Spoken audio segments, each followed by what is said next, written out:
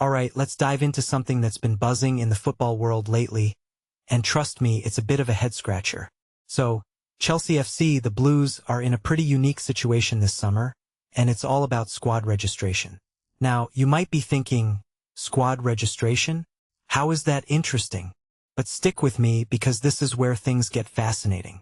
Personally, I think this is a brilliant example of how clubs can navigate complex rules to their advantage. And Chelsea seems to have found a loophole that could save them a lot of headaches. Here's the deal. Chelsea has a massive squad. We're talking 41 players listed on their senior roster. That's a lot of names, right? But the Premier League has strict rules about squad sizes. You can only register 25 players, with a maximum of 17 overseas players and at least 8 homegrown talents. Now, Chelsea has no problem meeting the homegrown quota. They've got stars like Reece James, Levi Colwill, and new signings like Morgan Rogers and Jordan Henderson.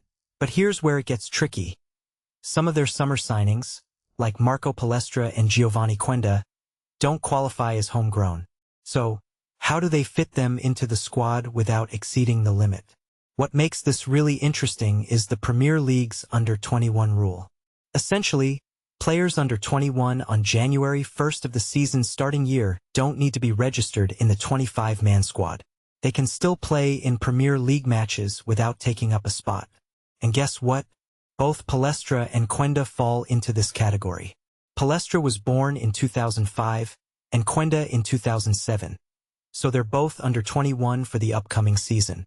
This means Chelsea can effectively hide them from the squad list while still using them in matches. Genius, right? In my opinion, this is a masterclass in squad management. It's not just about signing players. It's about understanding the rules and using them to your advantage. What many people don't realize is how much strategy goes into squad registration. It's not just about who you sign, but how you fit them into the existing framework. Chelsea's ability to avoid naming Palestra and Quenda in the squad gives them flexibility.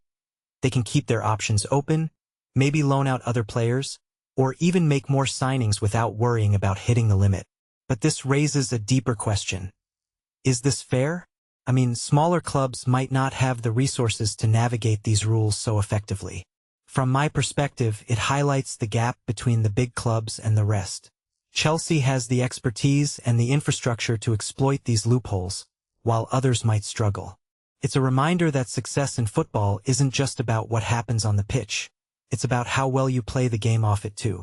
One thing that immediately stands out is how this could impact Chelsea's strategy moving forward.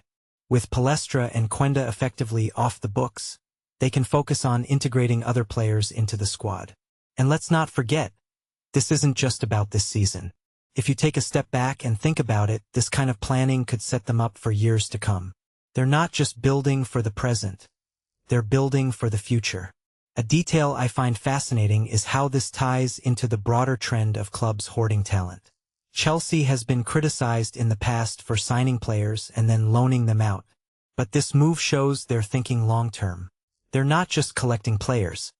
They're strategically positioning themselves to dominate in multiple areas. What this really suggests is that Chelsea is playing chess while others are playing checkers.